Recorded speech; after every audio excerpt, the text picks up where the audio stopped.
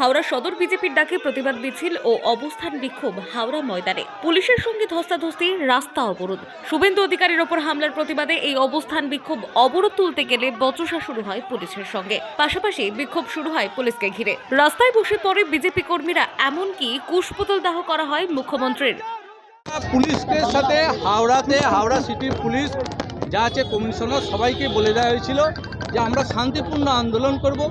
হাওড়া জেলার party office থেকে আমরা বঙ্গবাসী মোড়ে সেখানে আমরা এসে অবস্থান করব, কিছুক্ষণ বক্তব্য রাখবো, তারপর আমরা চলে যাব। কিন্তু সেই শান্তিপূর্ণ আন্দোলনকে অশান্তির পরিবেশ তৈরি করলেন। আপনারা সেটা দেখেছেন, নিজেরাই দেখেছেন কিভাবে আমাদেরকে ওখানে আটকানো হলো। আমরা বলে দিয়েছিলাম, আমরা শান্তিপূর্ণ, সমস্ত কর্মীদেরকে বলে দিয়েছিলাম শান্তিপূর্ণ আন্দোলন করব।